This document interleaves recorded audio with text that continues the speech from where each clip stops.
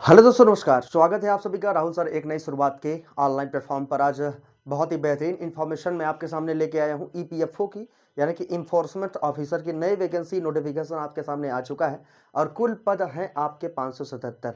Enforcement officer के बारे में हम आपको बताएंगे। फॉर्म भरने से पहले ये सब चीज़ें जरूर देख लीजिए।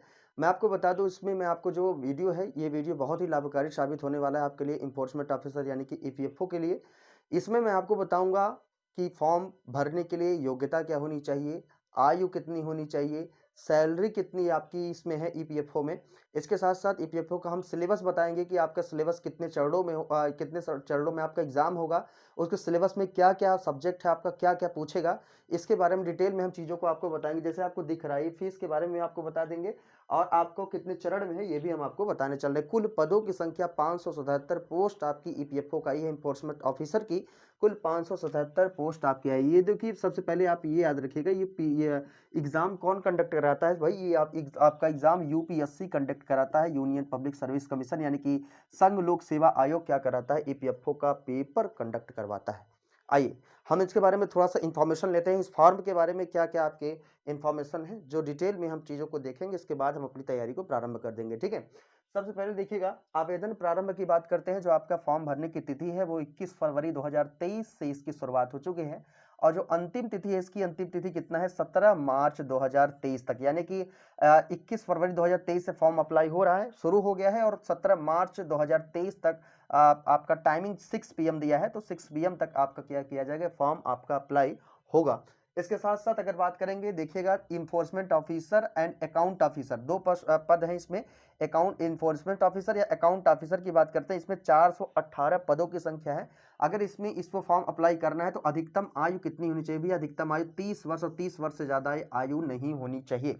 इसके साथ साथ असिस्टेंट प्रोविडेंट फंड कमिश्नर, इसमें देखिए 2 पोस्ट आई हैं। दोनों पोस्टों की अलग अलग एग्जाम होंगे, दोनों को सिलेबस सेम है, कुछ थोड़ा सा डिफरेंट है लेकिन सेम ही एज ए आपका सिलेबस है। इसमें देखिएगा असिस्टेंट प्रोविडेंट फंड कमिश्नर का, तो ये आपका 159 पद है, यानी कि 418 पद आपका इन्फोर्समेंट ऑफिसर का है और 159 पद जो है ये आपके किसके हैं, आपके असिस्टेंट प्रोविडेंट फंड कमिश्नर के हैं। तो इसमें अधिकतम आयु 35 वर्ष तक हो सकता है, ठीक है। दोनों के अलग अलग एग्जाम होंगे भाई, बिल्कुल इसको आप याद रखिएगा, दोनों के अलग अलग डेट पे अलग अलग एग्जाम होंगे, ठीक है। दोनों पेपर आप दे सकते हैं, 30 वाला भी 35 वाला भी, ठीक है। इसमें देखिएगा एपीएफसी का 159 पद है और ये ईओ का है 418 पद, दोनों मिला के आपके 577 पद दोनों हो रहे हैं, ठीक है। अभी देखिएगा, हम बात करते हैं कि इसके एग्जाम की बात करेंगे। एग्जाम के बाद हम आपको सैलरी की बात बताएंगे कि सैलरी कितनी, भाई सैलरी भारी भरकम आपकी सैलरी है इसमें। और बेहतरीन तरीके से तैयारी करके, यार बहुत ही बेहतरीन आपके सामने मौका है कि एक एग्जाम देके आप इसको क्वालिफाई करके एक बेहतरीन पोस्ट पा सकते हैं, ठीक है। यूपीएससी कंडक्ट करा रहा है तो बिल्कुल आप जान सकते हैं कि भाई पोस्ट इसका कैसा होगा। तो आइए देखते हैं कि जो आपका सबसे पहले रिटेन एग्जाम कैसा होगा। तो रिटेन एग्जाम स्टेज फर्स्ट यानी कि सबसे पहले चरण की बात करते हैं। रिटेन एग्जाम आपका ये 300 नंबर का आपका होगा और आपका 120 क्वेश्चन आपके पूछे जाएंगे। कितने क्वेश्चन? 120 क्वेश्चन आपके पूछे जाएंगे किसमें, आपके रिटेन एग्जाम में, ठीक है। एक पेपर होगा, अभी डेट की घोषणा नहीं की है, डेट जैसे फॉर्म अप्लाई होगा डेट जल्दी से आपको आ जाएगा, ठीक है। इसके बाद स्टेज सेकंड की बात करते हैं। जब आप रिटेन क्वालिफाई करेंगे इसके बाद आपका क्या है, आपका इंटरव्यू होगा भैया। दोनों पेपर में सेम है, दोनों पेपर की बात कर रहे हैं, चाहे आपका इन्फोर्समेंट ऑफिसर और चाहे असिस्टेंट प्रोविडेंट फंड कमिश्नर, दोनों की पेपर की बात कर रहे हैं, ठीक है। तो आपका स्टेज सेकंड में क्या होगा, आपका इंटरव्यू होगा, इंटरव्यू। इसके बाद जो तीसरा स्टेज होता है ये आपका डॉक्यूमेंट वेरिफिकेशन होगा, डॉक्यूमेंट वेरिफिकेशन। इसके बाद स्टेज 4 की बात करते हैं, आपका मेडिकल टेस्ट होगा। उसके बाद आपकी फाइनल मेरिट आपकी जारी कर दी जाएगी। तो बहुत ही बेहतरीन आपके लिए सुनहरा मौका है। तो इंटरव्यू भैया आपका 100 नंबर का है और आपका रिटन टेस्ट जो है आपका 300 नंबर का है। तो 120 क्वेश्चन आपके इसमें पूछे जाएंगे एग्जाम में, चाहे आपका ईओ के देने जाए चाहे आपका एपीएफसी का देने जाए, ठीक है। इसके बाद देखते हैं, इसमें देखिए आपका निगेटिव मार्किंग है भैया, ध्यान दीजिएगा, बहुत ही बेहतरीन ये आपका पेपर होता है। निगेटिव मार्किंग है, वर्ल्ड थर्ड आपका क्या है, निगेटिव मार्किंग है। पर क्वेश्चन आपका 2.5 मार्क का है, यानी कि एक क्वेश्चन आपका 2.5 मार्क का है और निगेटिव मार्किंग कितना है आपका, 1/3 है आपका, ठीक है, इस एग्जाम में। इसके बाद अगर रिलैक्सेशन की बात करें, एज रिलैक्सेशन में देखिए अनुसूचित जाति और अनुसूचित जनजाति की बात करते हैं, एज रिलैक्सेशन में आपका 5 साल की छूट है, यानी कि एससी और एसटी की बात करता है, जो एससी एसटी के लिए आपका 5 वर्ष के आयु में छूट है। और उसके बाद अन्य पिछड़ा वर्ग यानी कि ओबीसी की बात करते हैं, ओबीसी के लिए जो छूट है कितना वर्ष है आपका, 3 वर्ष आपका छूट इसमें प्रदान किया गया है, ठीक है। अब देखिए हम आपको बात करते हैं जो ईपीएफओ है यानी कि इन्फोर्समेंट ऑफिसर, यानी कि इसके सिलेबस के बारे में, जो कि हमको तैयारी करना है भाई, एक सीट लेना है और जी जान लगा देंगे, क्योंकि एक ही एग्जाम है भाई। इसके बाद आपको क्या होना है, यानी कि इसके बाद डायरेक्ट इंटरव्यू है, सीधे इंटरव्यू, मेंस वेंस का कोई झामा नहीं है, ठीक है।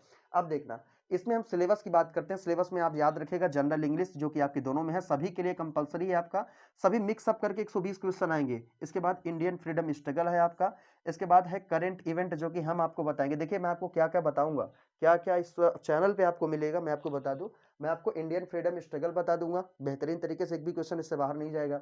इसके बाद करंट इवेंट यानी कि करंट अफेयर की हम घटनाओं को बताएंगे, और आपका डेवलपमेंट इशू के बारे में, डेवलपमेंट इशू और करंट अफेयर दोनों को हम बेहतरीन तरीके से आपको क्लियर कराएंगे। इसके लिए निश्चिंत हो जाइए, बेहतरीन परफॉर्मेंस आप करेंगे। डेली हमारा करंट इशू और जो मैं आपको टॉपिक दूंगा उसको आप बस नोट करते जाइएगा, आप याद करते जाइएगा, ठीक है। बहुत ही बड़ी टॉपिक मैं आपके सामने लेके आया हूँ, और मैं आपको बहुत ही बड़ा टॉपिक पढ़ाऊंगा ये, ठीक है। बहुत ही कम ही लोग इसको पढ़ाएंगे, लेकिन जो मैं सेलेक्टेड क्वेश्चन दूंगा बस उतना सॉल्व करके भैया चले जाइएगा, ठीक है। इसके बाद फिर देखिएगा इंडियन पॉलिटी भी मैं आपको पढ़ाऊंगा। इंडियन पॉलिटी, इंडियन पॉलिटी के आपको डिटेल में हम क्लासेस चला रही हैं, 2 क्लासेस हमारी हो चुकी हैं, उसको आप क्लासेस को देख सकते हैं। संविधान की बात करते हैं, इंडियन पॉलिटी हम आपका एंड कर रहे हैं, ठीक है। और करंट अफेयर साथ साथ मैं आपको बीच बीच में देता रहूंगा। इसके बाद फिर देखिएगा इकोनॉमी, इकोनॉमी भी हम आपका क्लियर करा देंगे, इकोनॉमी भी हम आपको पढ़ा देंगे, जो आपके इन्फोर्समेंट ऑफिसर यानी कि ईओ में जो आपका आएगा, ठीक है। इकोनॉमी में देखिए करंट इशू, यानी कि इकोनॉमी की बात करते हैं, जो इकोनॉमिक जो अर्थव्यवस्था से जो क्वेश्चन होंगे वो आपके करंट से रहेंगे। जो करंट से मतलब कितनी आपकी जीडीपी है, कितनी जीएनपी है, और इसके बारे में क्वेश्चन आपसे पुट अप करेगा, ठीक है। जो अभी बजट जो अभी हाल ही में पेश किया गया उसके बारे में क्वेश्चन पूछेगा, और यूपी का बजट अभी पेश किया गया है तो उसके बारे में पूछ सकता है, राजस्थान का बजट पेश किया गया उसके बारे में, यानी कि इकोनॉमिकल जो करंट से रिलेटेड क्वेश्चन होंगे वो आपसे इसमें आ जाएगा, तो हम पूरा अपडेट करा देंगे, निश्चिंत रहिए, ठीक है। इसके बाद फिर देखिएगा जनरल अकाउंटिंग प्रिंसिपल है आपका, जनरल अकाउंटिंग प्रिंसिपल, देखो भैया ये हम नहीं पढ़ाएंगे, जनरल अकाउंट प्रिंसिपल ये आप देख लीजिएगा, ठीक है। इसके बाद industrial relation and labour law, ये मैं आपको पढ़ाऊंगा, बहुत ही बड़ा टॉपिक मेरा। आप लोग क्वालिफिकेशन जानते हैं भैया, मैं हाई कोर्ट यानी कि इलाहाबाद हाई कोर्ट का यानी कि एडवोकेट भी हूँ, और इसके साथ साथ मैं आपको लॉ संबंधित बेहतरीन तरीके से आपको जानकारी भी दूंगा, निश्चिंत आप रहिएगा। इसमें देखिए आपका industrial relation and labour law के बारे में आपसे जानकारी आपको दूंगा, ठीक है। तो इसके साथ साथ आपका दिखेगा फिर, और मैं आपको क्या बताऊंगा, ये बहुत ही बड़ा टॉपिक होगा, इसको मैं बता दूंगा, बस इसको पढ़ लीजिएगा भैया, इससे बाहर क्वेश्चन नहीं आएगा लेबर लॉ से, ठीक है। जो कि बहुत ही कभी लोग इसको सही कर पाते हैं, कंटेंट ही नहीं मिल पाता है तो कहाँ सही कर पाएंगे, लेकिन मैं आपको बेहतर बेहतर कंटेंट दूंगा। लेबर लॉ से question, industrial relation and labour law से क्वेश्चन, बेहतर परफॉर्मेंस आप कर जाएंगे, ठीक है। इसके बाद फिर देखिएगा general science and computer application, यानी कि आपका सामान्य विज्ञान से क्वेश्चन रहेगा, और कंप्यूटर यानी कंप्यूटर एप्लीकेशन से भी आपके सवाल आपके रहेंगे। इसके बाद फिर देखिएगा आपका जनरल मेल्टन एबिलिटी यानी कि रीजनिंग के प्रश्न कुछ रहेंगे, और रीजनिंग मैथ को मिला के थोड़ा सा जनरल एबिलिटी यानी कि रीजनिंग के कुछ प्रश्न रहेंगे। इसके बाद आपका सोशल सिक्योरिटी इन इंडिया यानी कि सामाजिक सुरक्षा, भारत के जो आपके सुरक्षा है, सामाजिक सुरक्षा में क्या क्या व्यवस्था है उसके बारे में डिटेल में भी आपका ये सिलेबस में आपका दिया गया है, ठीक है। तो इतने चीजें आपके हैं, तो हम लगभग आपके 50% लगभग मैं आपको बता दूं पास होने भर का आपका लगभग 10 10 20 10 30 और 20 50 50 और 50 50 10 60 लगभग हम आपको बता दें 120 में से हमसे अगर आप सही कराना चाहते हैं तो 60 से 70 नंबर मैं आपका सही कराऊंगा।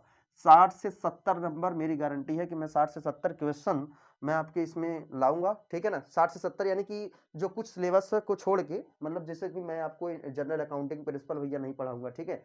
इसके बाद कंप्यूटर एप्लीकेशन तो बता दूंगा आपको, ये जनरल मेंटल एबिलिटी नहीं पढ़ाऊंगा।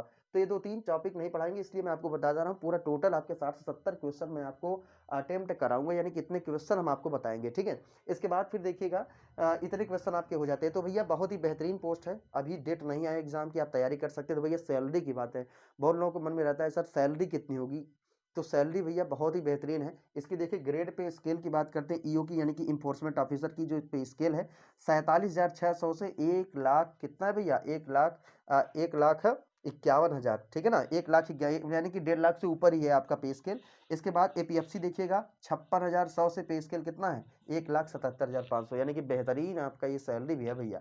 और बहुत ही बेहतरीन ये आपकी पोस्ट है, इसमें बहुत ही आपको छूट भी दिया जाता है, कुछ छुट्टियाँ भी ढेर सारी आपकी इसमें मिलती है और इसमें वर्क भी आपका बहुत ही बेहतरीन होता है। एक बहुत ही मजबूत पद है आपका इन्फोर्समेंट ऑफिसर का, कर्मचारी भविष्य निधि संगठन का ये बेहतरीन पोस्ट आपके सामने आया है भाई।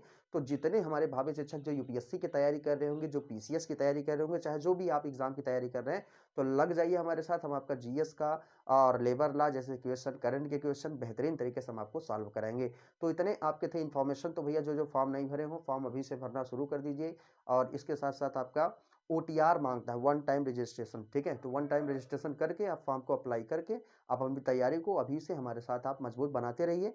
तो संविधान का पहला टॉपिक और दूसरा टॉपिक मैंने आपको बता दिया, 2 क्लासेस पढ़े हैं उसको देखते रहिएगा। तीसरी मैं आपको क्लासेस बहुत जल्द मैं आपको प्रोवाइड करूंगा और करंट के भी, ठीक है। तो मिलते हैं दोस्तों नेक्स्ट वीडियो में, तब तक के लिए दोस्तों जय हिंद, गुड बाय।